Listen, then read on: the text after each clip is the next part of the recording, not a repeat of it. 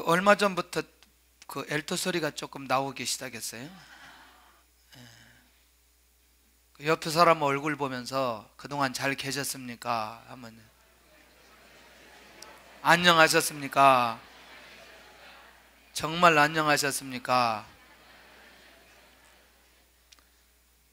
2부 때도 그렇고 지난번 우리 순장 모임 때 제가 막 순장님들은 그래도 잘 받을 수 있으니까 막 그렇게 한번 했어요. 또 순장님들이 참 무슨 죄가 있다고 막 예를 들어서 순장님들이 예배 시간에 막 졸고 그 다음에 눈이 흐물흐물하고 그 다음에 표정이 이상하고 그럼 난 설교가 안 된다.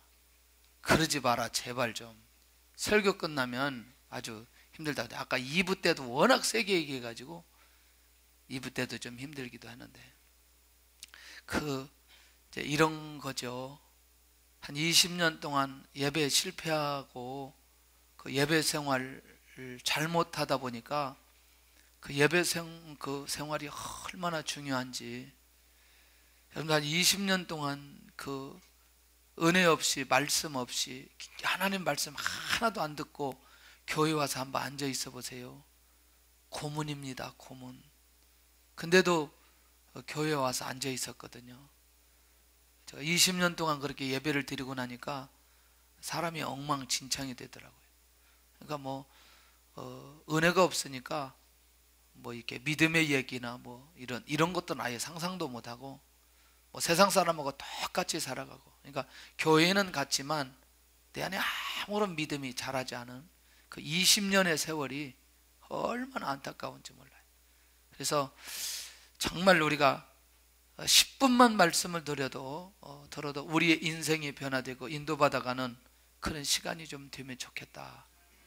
그런 사모함이 있어요. 사실은 애통함이 있고. 그래서 누가 은혜를 못 받으면 막 너무나 안타까워요. 그리고 은혜 받는 사람 눈을 보면 알잖아요. 이렇게 딱 보면은 이 집중하고 있거나 안 하거나.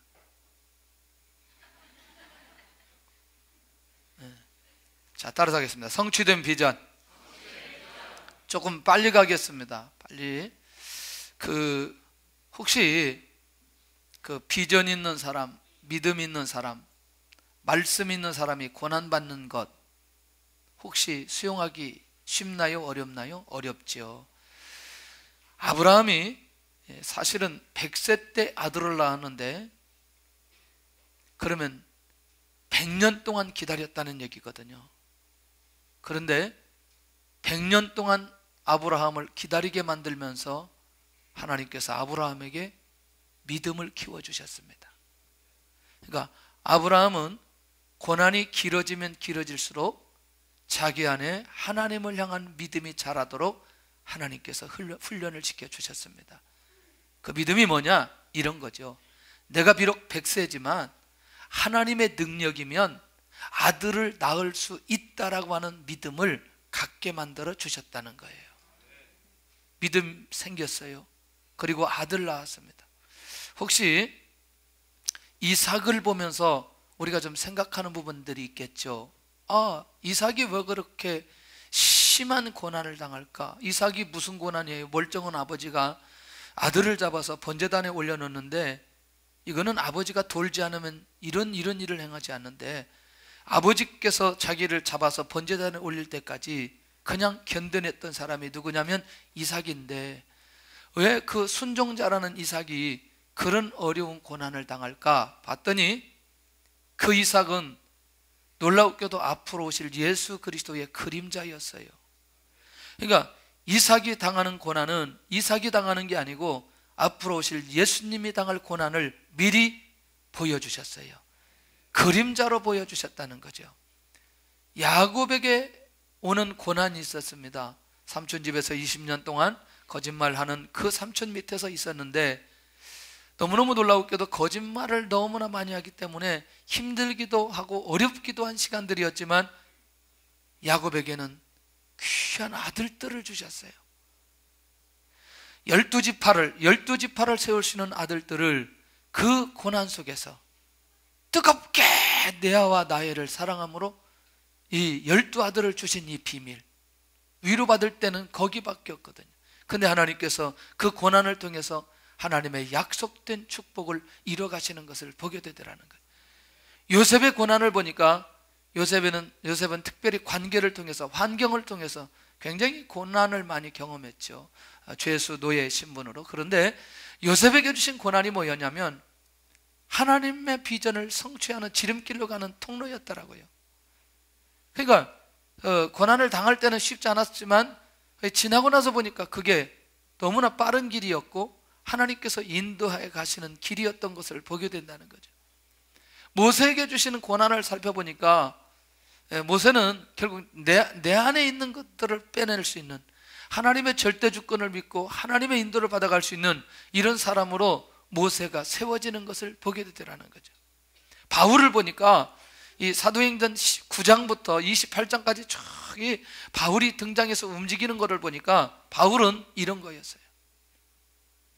고난과 핍박이 올 때마다 세계복음화가 속히 이루어지게 만들어 주셨어요. 그러니까 사도 바울은 이 고난 속에서 하나님의 나라와 주님의 비전이 어떻게 이루어지는 것인가를 자기가 몸으로 경험했던 걸 보게 됩니다. 자, 이렇게 정리해 보니까 고난에 대한 우리의 자세가 정말 어떤 형태로든지 잘 이해될 수 있고 인도받아 갈 수 있지 않겠냐. 고난에 대한 수용성이 우리 안에 살아나야 되는 것을 보게 된다는 거죠. 아마 우리가 고난을 경험한 사람은 너무너무 놀라웠게도 이 하나님을 바라보는 시각이 완전히 다르다는 거죠. 그리고 절망하지 않고요, 그리고 절대로 약해지지 않고요, 절대로 무너지지 않고 믿음으로 일어나게 되는 것을 보게 된다는 거죠. 재밌는 건요, 이 사도 바울이 이 로마 여행을 하다가 이제 유라굴라라는 풍랑을 만나고 그리고 더 이상 살 소망이 떨어지고 그런 가운데 이 배를 멜리데라는 섬에 머물게 만들거든요. 참 재밌는 건 이 원주민들이 사도 바울이나 그 일행들을 이제 배려하는 것들을 볼 수 있죠. 정말 너무너무 춥고 쉽지 않은 상황들이 계속해서 이어지는 거죠. 재밌는 건 여러분들 혹시라도 저체온증에 걸린 사람들에게 있어서 가장 필요한 건 뭐냐? 불입니다. 따뜻한 거. 지난번에 제가 운동장에서 축구하고 집에 왔는데 비 맞고 자전거 타고 와가지고 집에 와가지고 제가 저체온증이라니까 우리 집에서 막 웃는 거예요. 그래서 이불 꺼내와라. 한참 누웠다 일어나니까 좀 회복되기도 하고, 불을 피워서 바울 일행을 그 영접하는 이 원주민들, 이 가장 작은 배려가 공동체를 살리는데 이런 거를 어디에서 경험하느냐? 멜리데 섬에서 계속해서 경험하게 되어지는 거죠. 그러니까 결국 유라굴로라는 이 풍랑이 너무너무 심하고 그 심한 것들을 몸으로 감당할 수 없는, 정말 육체적으로 정말 힘들어버린 기진맥진한 그런 상황 속에 이 원주민들의 특별한 배려를 우리가 살펴볼 수 있다는 얘기죠. 로마의 비전을 가진, 주님의 비전을 가진 사람들은 전혀 새로운 것에 간다 할지라도 새로운 사람들에 의해서 베풀어 주시는 은혜를 경험하게 되는 것을 보게 된다는. 그러니까 결국 뭐냐면 내가 누구인가가 중요한 거지, 내가 누구인가만 확인이 된다면 내가 어느 곳에 가든지 누구를 만나든지 그것에 대한 두려움은 우리 안에서 내려놓아야 될 필요가 있다는 것이죠. 할렐루야. 결국 이런 은혜를 이제 경험하게 되는데 이 공동체 그 고마움, 그런 사람들도 일하시는 이 하나님의 계획들이 진행되는 상황 속에 또 바울도 가만히 있을 수 없단 말이죠. 나무단을 갖다가 불에 얹어놨는데 결국에는 이 독사가 이 사도 바울을 물어버리는 것을 보게 됩니다. 참 이 바울에게 놀라운 장점이 뭐냐면 어디 가서든지 자기가 해야 될 일을 놓치지 않는 거예요. 자, 죄수 신분이지만 죄수라고 생각하지 않고, 그리고 자기는 죄수이기 때문에 대우를 받아야 되지만 대우받지 않고 공동체를 위해서 자기 자신이 헌신하는 모습이 어디 가서든지 나타나는 것을 보게 된다는 거죠. 그러니까 조금 더 따뜻하게 다른 사람들이 그렇게 빨리 몸을 녹일 수 있는 부분으로 이 사도 바울이 헌신하고 희생하는 것을 보게 되는데, 이 사도 바울이 이것이 죽음의 위기로 들어가는 이 바울의 모습을 발견할 수 있다는 것이죠. 혹시 다른 사람을 위해서, 공동체를 위해서 내가 헌신했고 내가 충성했는데 나에게는 위기로 다가온 경험이 있나요? 내가 정말 그렇게 애통하면서 그렇게 몸, 마음, 물질, 내 시간, 내 몸, 내 인생 전체를 그렇게 헌신했는데 결과적으로 나에게 오는 것은 위기만 남아버린 이 상황에 대해서 어떻게 정리할 수 있겠나요? 쉽지 않습니다. 결국 이런 상황 속에 있을 때에 너무너무 놀라웠게도 이때 하나님께서 하시는 게 뭐냐면, 주님의 비전이 있는 사람은 어떤 상황 속에서도 헌신하고 어떤 상황 속에서도 위축되지 않는 것을 보게 된다는 것이죠. 할렐루야. 자, 가끔가다 이런 얘기를 해요. 좀 힘들고 어려운 분들에게는 이런 얘기를 가끔가다 얘기합니다. 선교의 비전을 가지고 선교지에 갔는데 육체적인 질병이 들어서 한국에 나와서 진찰해야 되고, 그 다음에 그 결과 속에 약을 먹어야 되는 그런 상황들. 내가 분명히 하나님의 나라 위해서 헌신했는데 나에게 주어진 거는 이게 병이 주어졌다는 이 사실. 근데 나는 그때 주님이 더 든든하게 붙들고 있었다는 게 뭐냐면, 그것을 이기게 만들어 주셨어요. 마음적으로 이기게 만들어 주셨어요. 그리고 내 몸이 그것을 이기게 만들어 주셨어요. 그리고 건강을 회복시켜 주셨고, 지금도 하나님 앞에 감사할 수 있는 건 그것에 위축되지 않고, 그때 몸이 약해지지 않고 마음이 약해지지 않는 것에 대해서 정말 감사한 거예요. 여러분들, 너무너무 놀라운 건 타인을 위해서 헌신했던 이 사도 바울에게 너무너무 놀랍게도 모든 사람들의 생각을 초월한 역사가 일어나게 되는 걸 보게 됩니다. 독사가 물었는데 그냥 떨어버리는 거죠. 쉽지 않죠. 모든 사람들의 시선이 집중된 행동이 누구에게 나타나느냐? 바울에게 나타나는 거죠. 그리고 사람들은 기다립니다. 사도 바울이 쓰러져 죽어야 되는 상황을 기다리는 거예요. 사람이 살 수 없는 상황을 지켜보는 사람들 앞에서 이 사도 바울이 기다리는 건데, 문제는 뭐냐면 사도 바울이 아무런 문제가 없다는 거예요. 이게 아무런 문제가 없다는 거예요. 놀라운 거 아니겠어요? 그러니까 사람들의 생각은 바울이 죽어야 되는데, 이 정도 되면 저 사람이 죽어야 되는데, 이 정도면 저 사람이 절망 속에 들어가야 되는데, 이 정도면 저 사람이 하나님을 원망하고 그냥 죽어야 되는데, 광야에 있는 이스라엘 민족처럼. 그런데 그렇지 않고 서 있는 이 모습을 오늘 이 사도 바울을 통해서 살펴볼 필요가 있다는 얘기죠. 왜? 주님의 비전이 그 안에 있기 때문에. 너무너무 놀랍게도 이런 상황이 그에게 주어져도 조금도 문제가 되지 않고 오히려 사도 바울의 영적인 리더십이 일어나는 현장으로 이어가는 것을 보게 된다는 거예요. 그러니까 결국 바울의 위기는 이 공동체에 있는 상황들을 영적으로 주도해가는 하나님의 역사 일어나는 모습으로 가게 되는데, 이게 뭐냐면 마태복음 16장 18절의 말씀이 성취되는 현장에 있는 걸 보게 됩니다. 시작. 뱀을 집어 올리며 무슨 독을 마실지라도 해를 받지 아니하며 병든 사람에게 손을 얹은 즉 나으리라 하시더라. 아멘.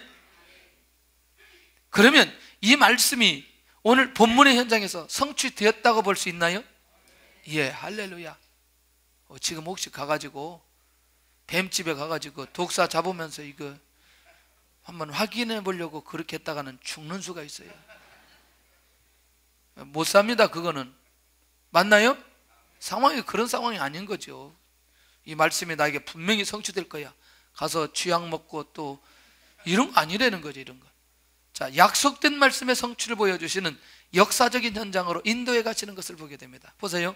위기를 통해서 영적인 리더십을 세워가는데 사람들이 이건 신이 아니야.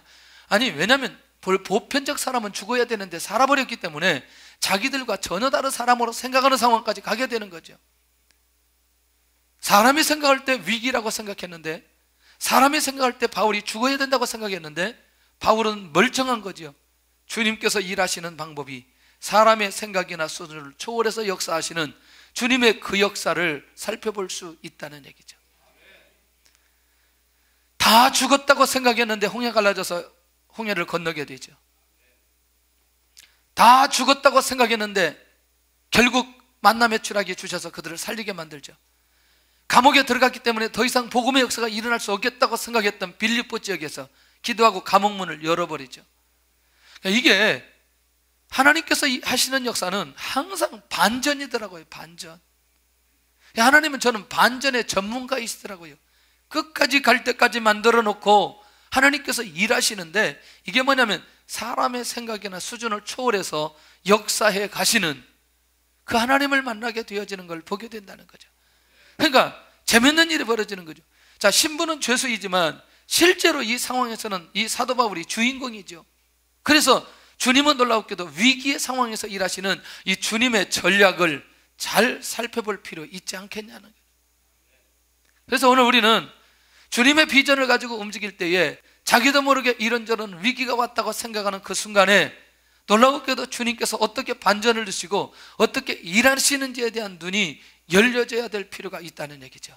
근데 우리가 여기까지 가는 데가 쉽지 않다는 얘기예요. 왜? 지금까지 살았던 우리의 이성의 생각이 우리를 지배하다 보니까 아무리 많이 생각을 해도 우리의 생각을 가지고는 반전하시는 주님의 계획을 우리가 알아챌 수가 없는 거예요. 그런 면에서 오늘도 이 사도 바울을 통해서 일하시는 주님을 오늘 우리가 만나는 거죠. 같이 만나게 되어지는 거죠. 이때 일하셨던 주님이 지금도 일하시도록 우리가 깨어서 주님을 맞이하고 주님의 인도를 받아가는 거죠. 독사의 공격 그리고 무사함이 무슨 의미가 있는가? 그러니까 너무너무 놀랍게도 주님의 비전이 바울에게 있기 때문에 이런 도전과 어려움이 있는 거 아니겠어요? 그런데 놀랍게도 그럴 때마다 하나님의 능력과 하나님의 응답들이 반복해서 일어나는 것 아니겠어요? 그러니까 도전이 오면 역사가 일어나고 계속해서 어려운 문제가 생기면 응답을 통해서 하나님께서 새롭게 일하시는 것을 보게 되는데, 하나님은 비전을 가진 사람을 통해서 세우시고 일하시고 역사해 가시는 것을 보게 된다는 거예요. 결국 자기의 비전이 아닌 주님의 비전, 내가 로마에 가야 된다는 이 확실함이 사도 바울에게 있는 것을 보게 된다는 거죠. 그래서 하나님의 비전을 가진 사람은 하나님의 방법으로 리더십을 허락하시는 것을 보게 된다는 거죠. 자, 멜리데라는 섬, 이게 굉장히 중요하죠. 왜? 이 섬에서 이런 일이 왜 일어나는지를 한번 살펴보면요, 굉장한 비밀이 있어요. 보블리오를 만나게 되는데, 이 보블리오가 이 사도 바울 일행을 친절하게 대접합니다. 아무리 생각해도 그렇게 섬이 크지 않은 섬인데 이 보블리오가 독사에게 물린 사도 바울의 내용을 알 수 있을까요? 모를까요? 나는 알 수 있었다라고 생각합니다. 여러분들은 그런 생각이 안 드나요? 충분히 이 삶의 분위기로 보면 이 내용을 분명히 이 보블리오도 알 수 있는 상황. 복음을 들고 가는 사람들에게는 복음을 영접하는 사람들을 준비시키고 인도해 가시는 것을 보게 되더라는 거예요. 그런데 이때 당시 박자를 맞추어서 보블리오의 부친이 열병과 이질에 걸려 있는 상황입니다. 혹시 그런 경험 있나요? 아니, 그런 걸 확인해 보았나요? 예수님이 가는 데마다 병든 사람들이 계속해서 나오게 되어져요. 그런데 그 병든 사람은 주님을 만나면서 뭐 하기 시작하느냐? 치유받기 시작해요. 자, 그러면 오늘 이 보블리오 부친이 열병과 이절에 걸렸는데 결국은 누구를 만나도록 하기 위해서? 할렐루야. 그러면 이 열병과 이 이질을 걸려서 이미 준비하고 기다리게 만들었던 것을 보게 된다면, 지금 이 시대에도 이와 같은 문제가 있는 사람이 반드시 주님을 만날 수 있는 계기를 주시기 위해서 그런 상황을 주셨다?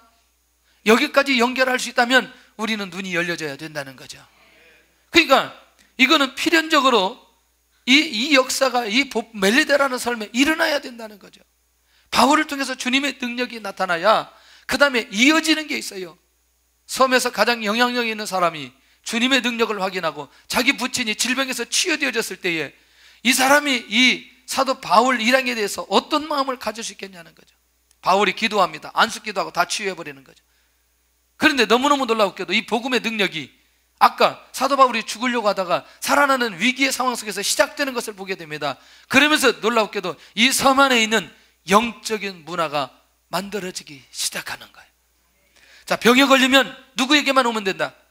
바울에게 온다. 그럼 바울이 그냥 치유했겠냐는 거죠. 반드시 그들에게 복음을 증거하고 그들이 구원받는 것을 확인하고 그들에게 하나씩 기도할 때에 그들에게 어떤 일이 일어나느냐? 치유의 역사가 일어나게 되는 것을 보게 됩니다. 복음의 문화가 사도 바울을 통해서 이제 점진적으로 확 확장되어 가고 있는 걸 보게 된다.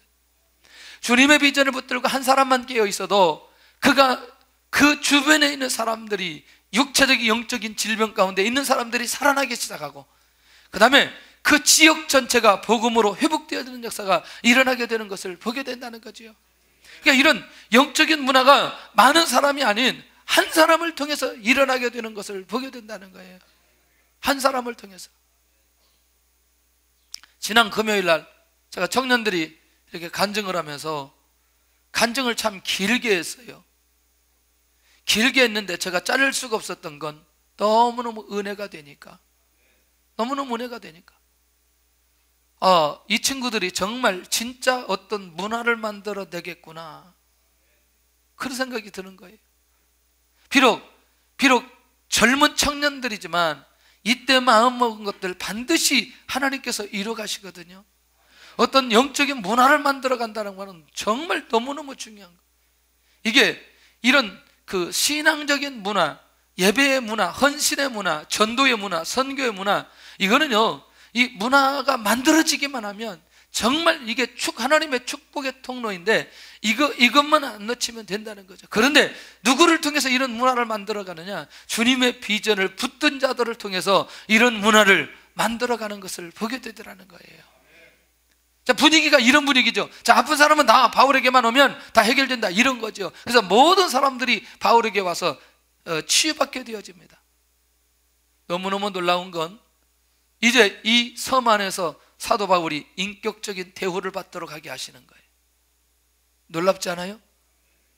하나님의 능력으로만 가능한 치유 역사이기 때문에 다른 사람이 흉내낼 수 없는 거예요.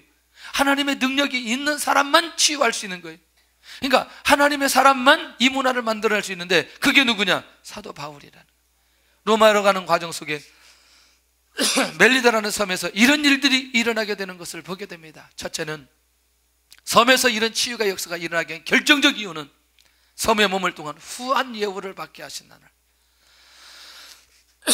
누구도 사도 바울 일행, 이 노마에 가는 일행을 함부로 하지 않는, 인격적으로 정말 예우받을 수 있는 그런 상황으로 만들어 가시는 것이고, 너무너무 놀라운 건 두 번째입니다.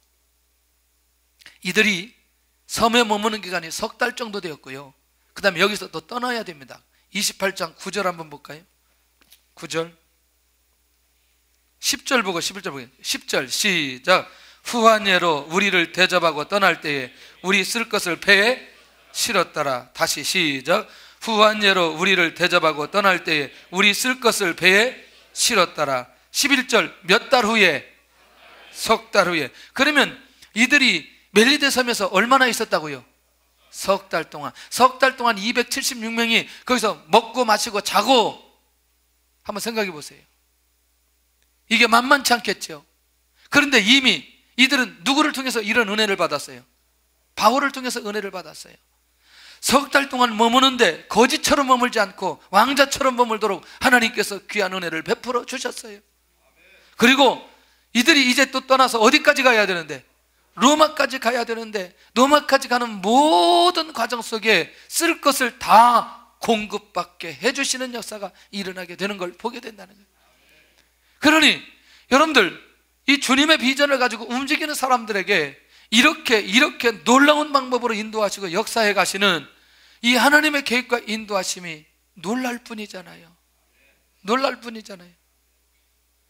그런 면에서 오늘 우리가 하나님 앞에서 내가 어떻게 살아가느냐, 어떤 비전을 붙들고 가느냐가 굉장히 중요한 것인데, 생각하면 생각할수록 이들에게 있어서 바울과 함께 있는 것만으로도 우리가 복이 있다는 생각을 가지게 만들어주는 거예요. 만들어주는 거예요. 하나님은 이미 이들이 노마까지 가야 될 것과 노마까지 가는 과정에 무엇이 필요하고, 그리고 이 사람들이 누구인가를 이 현장 속에서 다 보여주시고 있다는 것이죠. 그런데 사도 바울 신분이 뭐예요? 죄수예요. 마음껏 무시해도 되는 거예요. 마음껏 업신여기도 되는 거예요. 맞나요? 그런데 하나님 앞에서는 그가 죄수가 아니에요. 하나님 앞에서는 세계복음화를 해야 되는 노마 복음만을 내는 사명자예요. 하나님께서 그를 그렇게 인정해 주신, 사람에게는 아직 인정받지 못하지만, 죄수로 떨어졌지만 하나님께서는 그를 그렇게 인정해 주시는 것을 보게 되더라는 것이죠.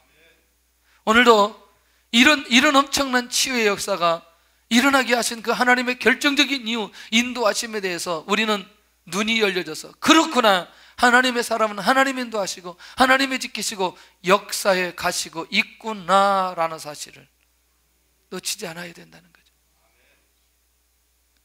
세 번째가요, 노마에 도착하게 됩니다. 노마에 도착하게 되는데, 사실은 사도 바울의 원수가 누구냐면 유대인들이에요. 1차, 2차 계속 전도, 선교할 때에 끊임없이 따라오면서 괴롭히고 공격을 했던 사람들이 유대인들이었고, 예루살렘에서도 사도 바울을 고발했던 사람들도 유대인들이었고, 로마에 오자마자 사도 바울이 누구를 찾느냐? 유대인들을 찾았어요. 그리고 그들에게 말합니다. 이스라엘 백성이나 조상들의 관습을 배척한 일이 없다고 고백합니다. 여러분들 사도행전 23장, 24장, 25장, 26장 쭉 보면은 철저하게 그가 뭐하고 얘기했냐면 복음을 증가하고 있거든요. 내가 주님을 만난 것과 주님이 나에게 사명 주신 것 계속해서 얘기해요. 근데 여기 와서는 뭐라고 말하느냐? 내가 배척한 일이 없다. 자기 자신의 무죄를 밝히고 있는 것을 보게 되더라는 거죠. 중요하죠? 자기 자신의 억울함을 말하지 않고 진실을 고백하고 있는 바울의 모습을 발견할 수 있다는 것입니다. 조금 더 가볼까요? 자신이 노마인의 손에 죄수로 여기까지 왔다고 얘기하는데, 그래서 노마법으로 고발당해서 노마 사람에게 넘겨졌다, 이렇게 말하는 걸 보게 됩니다. 이게 비밀이죠. 바울은 때가 되니까 자기 자신을 변호하면서 그 진실을 고백하고 있는 것을 보게 되어집니다. 정작 이거를 예루살렘에서 많은 사람들을 설득하면서, 결국 그렇게 했더라면 사도 바울이 어디에 남아있을 수 있지만, 예루살렘에 남아있을 수 있지만 주님의 비전이 어디에 있기 때문에, 로마에 있기 때문에 결국 로마에 와서 비로소 그 안에 있는 것들을 그가 고백하기 시작하는 것을 보게 되더라. 사도행전 16장에 맞고 옷을 벗기고 감옥에 들어가서 기도하고 간수가 돌아오고 간수 집안이 세례받고 구원받고 난 이후에 저들에게 뭘 내놓는 거 있죠. 사도 바울이 뭐 내놓았죠? 로마 시민권을 내놓습니다. 이미 맞을 때는, 자기가 어려움을 당할 때는 자기의 권을 쓰지 않아요. 시민권을 딱 집어넣어놓고, 왜? 하나님의 뜻이 어디 있는지 잘 모르니까 그걸 쓰지 않아요. 그리고 다 해결하고 난 이후에 그때 뭐 하느냐? 그 시민권을 내놓는 것을 보게 됩니다. 그러면서 그가 데살로니가로 가요. 그걸 가지고 유세를 부르거나 그러지 않고 데살로니가에 가서 결국에는 다시 복음의 역사가 일어나는 내용이 사도행전 16장, 사도행전 17장 이 내용인 것을 보게 되더라는 거예요. 지난 여름에 속초에서 그 선교사님들 모임인데, 저한테 와서 중국에서 나왔던 상황들을 좀 얘기를 좀 해달래요. 1년에 2번씩 선교사님들이 시니어 모임을 합니다. 지금까지 했던 사역들 돌아보고 그 다음에 앞으로 사역들 계획하고, 이 팀들이 제가 중국에 막 들어가서 이제 사역을 시작할 때 한 1년 정도 됐나요? 저희한테 요청이 왔습니다. 무슨 요청이 왔냐면, 우리가 제주도에서 이 모임을 하는데 혹시 우리 교회에서 식사팀이 와서 봉사해 줄 수 있겠냐? 그래서 봉사하겠다. 그래서 그러면 비행기 값은 대주어라. 그랬더니 비행기 값은 대주겠대요. 그래서 조금 더 지나가서 다시 연락이 왔어요. 비행기 값은 다는 안 되고 50%는 대주겠다. 알았다. 그래도 우리가 가겠다. 그것도 기다렸는데 한참 있다가 비행기 값 못 대주겠다. 그냥 와라. 그러는 거죠. 그래서 그냥도 우리가 가겠다. 그랬어요. 그랬더니 한참 있다가 다시 전화가 오더니 밥하러 오지 말아라. 왜 그러냐 그랬더니, 우리가 떼거리로 와가지고 사람들이 이단이라고 하는데, 이단이 밥 해주는 건 우리 못 먹겠다. 선교사들이 그런다는다. 그래서 오지 마라. 그렇게 하고 나서 얼마 지나지 않는데 제가 나와서 가서 선교사님들 앞에서 이제 상황들을 얘기하게 만드는 거예요. 자기들끼리 뭐라고 말하냐면 이렇게 얘기하는 거죠. 아니, 이것을 지금 우리가 1시간 반만 들을 게 아니고 밤에 계속해서 들어야 되는데 왜 이렇게 짧게 했냐 그러는 거죠. 여러분들 쭉 그때 나누는데 제가 지금까지 선교사님들이 봤던 것 중에 가장 많이 은혜 받더라고요. 가장 많이 은혜 받더라고요. 그래서 제가 우리에 대해서 얘기했던 내용을 10가지 정도를 얘기했어요. 우리에 대해서 설들을 한 10가지 정도 있더라. 쭉 얘기하니까 다 듣고 있더라. 그러고 나면서 하나님께서 어떤 단계로 어떻게 여기까지 오게 하는지를 쭉 얘기했어요. 여러분들, 우리는 상황에 따라서 이런저런 상황들이 바울처럼 많이 경험할 수 있습니다. 그런데 그건 설명해가지고 되는 문제가 아니더라고요. 뭐냐? 하나님의 때가 있더라는 거예요. 하나님의 때가 되면 하나님께서 명확하게 얘기해 주는데, 너무너무 놀랍게도 유대인들이 자기들이 왜 그렇게 했는지도 모르는 거죠. 그 사람들이 그렇게 왜 그렇게 했는지도 모르는 거죠. 자기가 왜 그렇게 했는지도 모른다. 왜 자기들이 예수님을 십자가에 못 박게 했는지 그걸 모른다니까요. 이게 굉장히 중요한 거예요. 신학을 지나고 나면 다 끝나버리는 거죠. 그런데 너무너무 놀랍게도 은혜는 누가 받고 있느냐? 사도 바울이 받고 있다는 거예요. 이 놀라운 비밀들을 놓치지 않아야 되는데, 노마인은 죄가 없으므로 나를 석방하려 했다. 그러니까 결국 뭐냐면 노마인들이 볼 때 나는 아무런 문제가 없었다는 얘기예요. 그것이 뭐냐면 노마 군대가 사도 바울을 지키고 보호하려고 했던 결정적 이유였다는 거죠. 그래서 나는 유대인들의 반대로 나는 가이사에게 상소하였다는 거예요. 왜? 그들이 사도 바울의 자유를 절대로 허락하지 않으니까 결국은 노마까지 올 수밖에 없었고, 내가 가이사 앞에 올 수밖에 없었고, 그것이 지금 오늘 내가 노마에 서 있는 이유라는 거죠. 유대인의 거절이 주님의 비전이 성취되는 현장으로 자기가 왔다고 고백하고 있다는 거예요. 한쪽에서는 무지몽매하게 사도 바울을 공격하고 핍박하고 도전하지만, 한쪽에서는 주님의 비전이 성취되는 것으로 인도받아가는 이 모습을 바라보면서 우리의 눈이 어떻게 열려져야 되느냐는 거죠. 그러니 아까 말씀드린 대로 하나님 앞에 족장으로 부르심을 받고 지도자로 부르심을 받았던 사람들이 고난을 당했던 그 이유들이 무엇인가에 대한 감각들이 우리 안에 살아나야 된다는 것이죠. 그러니 이 비밀들을 알게 되어지면, 아, 그렇구나 하나님께서 바울 사도를 노마까지 오게 하는 이 비전이 성취되는 것을 인도하기 위해서 유대인들이 이런 모습이 일어나는 것에 대한 감각들이 살아나면 절대로 우리가 좌절하지 않는다는 거죠. 절망하지 않는다는 거죠. 낙심하지 않는다는 거죠. 왜? 이 안에 우리가 알 수 없었던 주님의 비밀과 주님의 인도하심이 이 안에 있는 것을 보게 된다는 거예요. 그러면서 그가 뚜껑을 하나 싹 엽니다. 이스라엘의 소망으로 내가 쇠사슬에 매인받았다. 이제 조금 그 다음에 이제 보면서 이 사도 바울이 했던 그 내용들을 좀 정리하면 되는데, 하나님의 때가 되면 뭐가 밝혀지느냐? 진실이 밝혀지게 되는데, 사도 바울은 자기가 예루살렘에서 억울하게 당했던 그것을 소중하게 이야기하지 않습니다. 다만 자기 안에 있는 복음이 무엇인가, 자기 안에 있는 게 무엇인가, 이것을 이 유대인들에게 나누고 싶은 마음이 그 안에 있는 거예요. 그래서 그는 변명보다는 정말 이 사람들이 내 안에 있는 이 진심, 이 노마에 서 있는 바울의 진심, 이 진심을 알기를 원했던 마음이 바울 안에 있었다는 것을 보게 된다는 거죠. 놀랍지 않아요? 그 많은 사람들 중에 가장 먼저 유대인을 찾아서 유대인들에게 이 상황을, 이 복음을 다시 증거하는 이 바울의 마음. 그러니 이미 유대인들이 예루살렘에서 자기를 공격하고 고발했던 그것이 바울 안에는 상처로 남아있지 않다는 얘기죠. 오히려 자기 민족을 더 뜨겁게 사랑하고 유대인들을 더 뜨겁게 사랑하면서 그들에게 이 비밀을 함께 나누기를 원했던 바울의 마음을 엿볼 수 있다는 것입니다. 그런데 네 번째는요, 이 노마에서도 진행되는 사도 바울의 사역을 살펴볼 수가 있다는 거죠. 바울이 유숙하는 집에 사람들이 모이기 시작합니다. 그런데 사도 바울이 어떤 상황이죠? 죄수의 몸이죠. 가장 먼저 자기 자신 힘들게 했던 유대인들에게, 그런데 너무너무 놀라웠게도 하나님이 잘 일하셨어요. 21절 한번 볼까요?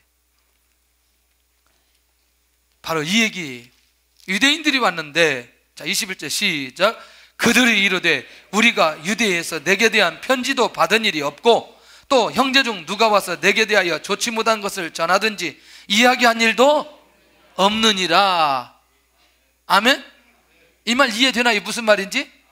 다시 시작. 그들이 이르되 우리가 유대에서 내게 대한 편지도 받은 일이 없고 또 형제 중 누가 와서 내게 대하여 좋지 못한 것을 전하든지 이야기한 일도 없느니라. 그러니까 사도 바울이 이단의 괴수다 이런 얘기 정보를 들었다 안 들었다? 안 들었다. 에? 그리고 조상들이 만들어 놓은 그 법을 배척한 일이 있다 없다 이런 정보 자체를 아예 로마에 있는 유대인들이 듣지 않았다는 얘기죠. 예루살렘에 있었던 유대인들의 사명은 사도 바울을 로마까지 보내는 게 사명이에요.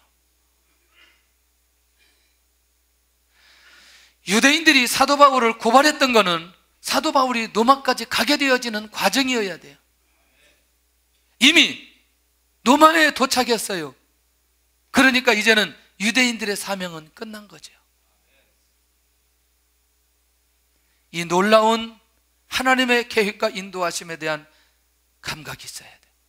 그러니까 로마에 있는 유대인들이 이 소식을 전혀 듣지 못하고 사도 바울이 하는 그 얘기를 그대로 다 받아들일 수밖에 없는 상황으로 인도해 가셨던 것을 보게 된다는. 참 재미있어요. 왜 재미있느냐? 하나님께서 일하시는 게 재미있어요. 한쪽에서는 유대인들이 일어나 사도 바울을 고발해서 예루살렘 잊지 못하게 만들고, 한쪽에서는 전혀 그 얘기를 듣지 못하고 사도 바울의 마음, 그 진실, 그 내용을 그대로 듣게 만들고, 처음으로 바울의 말을 듣는 사람들이 이 안에 이렇게 많이 있었던 것을 보게 되다라는 거예요. 할렐루야. 얼마나 귀한 일인지. 아마 여러분들이 제 과거를 알면 은혜 받을 사람 하나도 없을 거예요. 할렐루야. 아마 제가 어렸을 때 어떻게 자랐는지, 어떻게 꼴통이었는지 아마 여러분들이 들으면 전혀 은혜가 안 될 거예요. 그래서 저를 아는 사람이 비교적 많이 안 와요. 오는 사람들은 거의 안 들은 사람들만 오니까 은혜를 받는 거예요. 놀라운 거 아니겠어요? 저를 아는 사람들은 설교 듣기가 굉장히 힘들어요. 저놈이 옛날에 그랬는데. 저를 모르는 사람들만 오니까 은혜를 받는 거죠. 얼마나 감사한지. 뭐 알아도 상관은 없지만 아침부터 저녁까지 말씀을 강론하는 바울, 이스라엘의 소망에 관한 것을 전하게 됩니다. 사실 핵심이 뭐냐면 예수 그리스도의 죽음과 부활의 사건이에요. 이게 핵심인 거죠. 그런데 어디서부터 시작되느냐? 구약에서부터 시작되는 거예요. 족장에서부터 시작되는 거예요. 선지서부터 시작되는 거예요. 왜? 그 구약의 모든 완성이 누구를 통해서 성취되느냐? 예수 그리스도를 통해서 성취되어졌기 때문에. 그러니까 아는 만큼, 그들이 아는 만큼, 그러니까 구약을 아는 만큼 복음을 받아들이기가 어렵지 않는 거예요. 혹시 여러분들 좀 이게 이해가 되나요? 수많은 전쟁을 통해서 디아스포라 유대인들, 흩어진 이스라엘 백성들이 뭘 가지게 되었느냐? 뭘? 구약의 비밀들을 다 가지고 있는 거예요. 그러니까 그것만 약간만 열어놔도 구약을 이해하는데 어렵지 않게 되어진다니까요. 처음에 저에게 오셔서 설교 들을 때 상당히 어렵고 딱딱하거든요. 왜냐하면 이게 좀 설명도 좀 많이 좀 하고, 좀 이렇게 저렇게 뭐 예화도 좀 들고, 이렇게 좀 쉽게 설명하면 이해가 되는데, 무슨 이게 신학교도 아니고, 이게 무슨 성경학교도 아니고, 이게 PPT로 계속 설교하고 정말 따분하게 하는데, 제가 기도를 참 많이 해요. 하나님, 좀 저도 쉽게 좀 설교 좀 하게 주시옵소서. 그런데 조금 성경을 아는 분들은 우리 교회 오면 은혜를 좀 받더라고요. 그 다음에 사명 때문에 고민하는 사람들은 또 은혜를 받더라고요. 또 그 다음에 영적인 삶에 대해서 고민하는 사람들은 또 은혜를 받더라고요. 근데 예수님 믿고 구원받고 막 아장아장 하려고 하는데 너무 막 사명 얘기하고 갑자기 막 세계선교 얘기하고 막 정신이 없는 거죠. 도대체 교회 나오는 것도 힘든데 나보고 그러면 어디 지금 선교지로 가란 말이냐. 그 지난번에 얘기하잖아요. 우리 집사님 남편이 나는 사도 바울 되기 싫어서 이 교회 안 나온다고. 사도 바울 될까 봐. 근데 이제 사도행전 끝났다고 나오라고 그러려고 그래 이제. 다음엔 다른 데로 가기 때문에 거기는 뭐 그렇게 사도 바울처럼 그런 거 아닌데, 근데 이제 또 그거 가만히 듣다가 또 불 받을 수 있는데, 그게 이제 이런 거죠. 나는 이 기본적으로 우리 성도들은 하나님의 말씀에 대한 기초가 있다고 생각하고 가게 되는 거죠. 근데 또 제가 어디 가서 설교를 들어보는데 누가 또 와가지고 자꾸 설명하고 아는 거 설명하는데 정말 힘들고 어렵더라고요. 지난주에 뭐 쥐가 났니 뭐 했니 막 내가 갔다 오는 게 막 완전히 난리가 났어요. 막 설교가 오후에 길었니 짧았니 막 그래가 하고. 할렐루야. 그래도 은혜 받아야 됩니다. 그래도 무슨 말씀을 하든지. 왜냐하면 이게 할 수가 없어요, 이게. 그래서 제가 이제 고민을 했어요. 고민을 한 게 뭐냐면, 하나님 조금 더 이렇게 좀 쉽게 접근하면 어떻게 되나요? 이렇게 이제 제가 제 스스로 이제 고민하면서 기도해 보니까 그냥 그대로 살다 죽어라. 그대로 가라 이 말이에요. 고기를 먹는 사람은 고기 먹는 사람이 있을 것이고, 죽을 먹는 사람은 죽을 먹는 사람이 있을 것이고, 밥을 먹는 사람은 밥을 먹는 사람이 있을 건데, 이렇게 우리 교회는 또 우리 교회대로 하나님의 주신 비전과 은혜가 있으니까 그대로 가면 좋겠다, 뭐 그런 마음을 주시더라고요. 그런데 여러분들 이게 잘 안 들리거든요. 잘 안 들리면 바로 오늘 오후에 유튜브에 뜨기 때문에 3번만 들어보시면 내용의 의미를 이해할 수 있습니다. 그리고 4번만 들으면 뚜껑이 열리기 시작해요. 하나님이 보이기 시작해요. 5번 정도 들으면은 이 내용이 확 내 안에 들어오기 시작합니다. 그러면서 내 안에 믿음이 자라기 시작하고요. 나도 그렇지, 바울처럼 그런 인물, 그런 삶을 살아가야 되지, 이런 확신이 들게 되어집니다.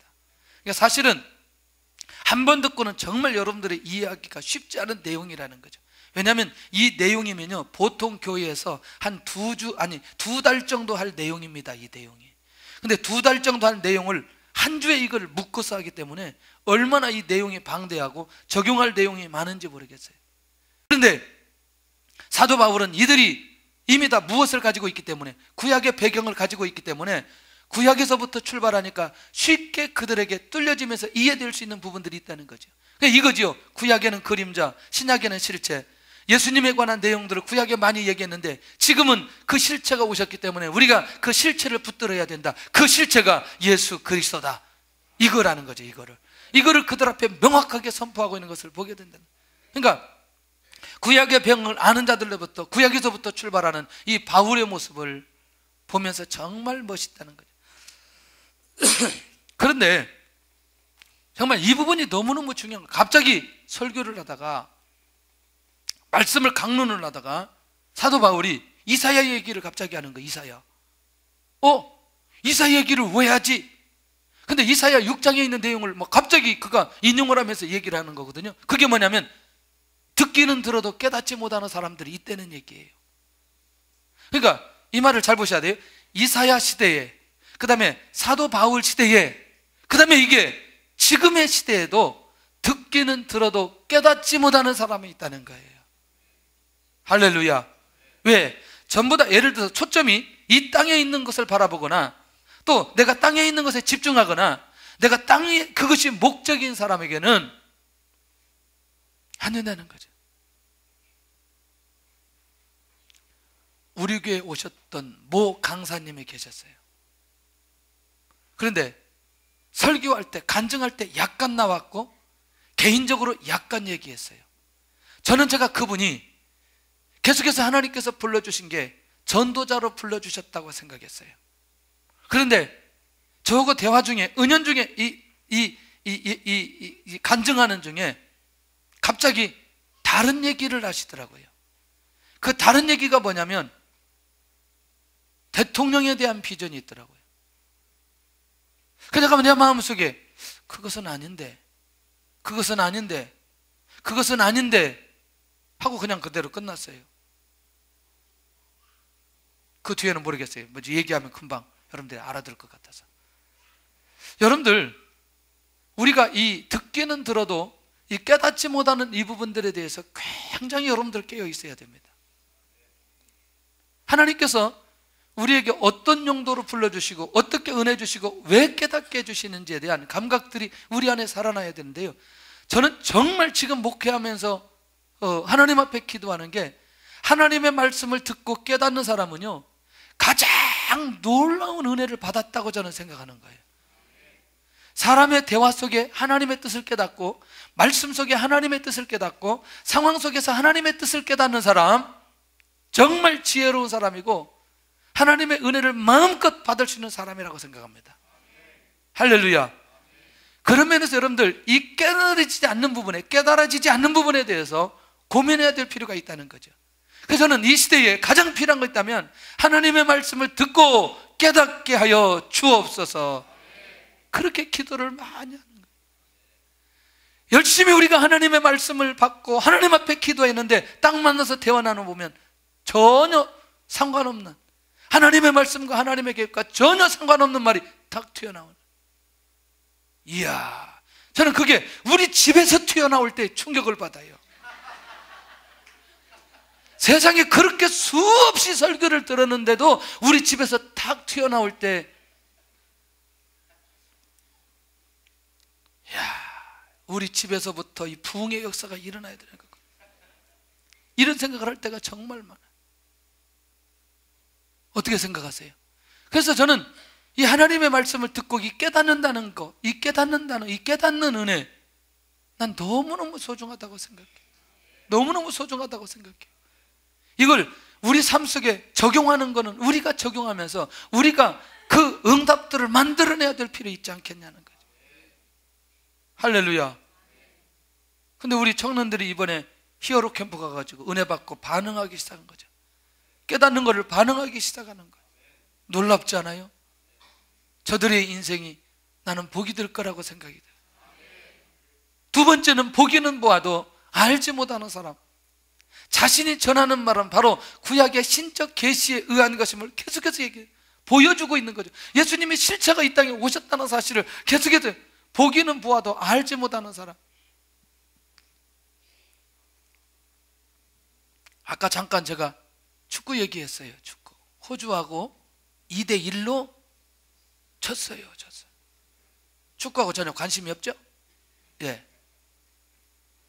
그런데 연장전 딱 끝나고 꼭 누가 꼭 7시에 밥 먹자 그래가지고, 참, 축구를 봐야 되는데 왜 꼭 7시에 밥을 먹자고 그래가지고 그래서 1시간 미뤘어요. 1시간 미뤘는데 연장전 들어가는 거 있더. 나 그 약속을 해서 할 수 없이 이제 8시까지 가면서 이제 식당에 가가지고 이제 밥을 안 먹고 저것만 쳐다보는. 근데 한 골 먹어버리는 거예요. 밥 생각이 싹 떨어지는데. 근데 전체적으로 경기를 보았을 때에 칭찬받을 만한 경기였어요. 너무나 잘하더라고. 지금까지 제가 한 5년 동안 축구 본 중에 가장 잘했어요. 맞죠? 어르신들도 지금 얘기하잖아, 잘했다고. 지금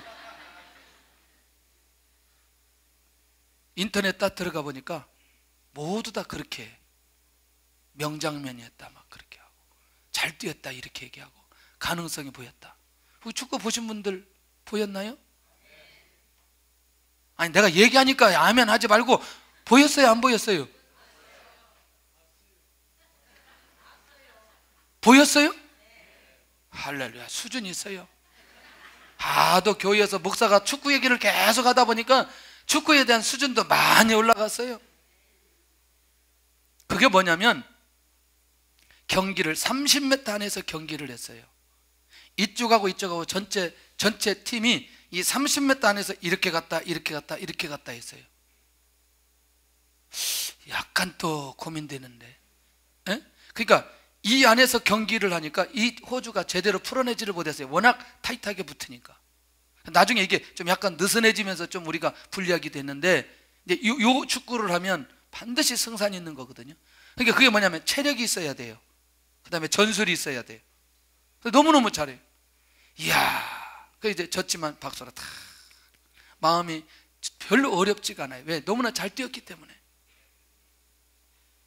하나님의 역사가 우리 눈앞에 보여졌는데, 하나님께서 직접 보여주셨는데도 그것을 알지 못하는 경우, 복음의 실체가 여기 왔는데도 불구하고 그 복음을 인정하지 않는, 인정 못하는, 알지 못하는 이런 무지함이 우리에게 있어서는 안 된다.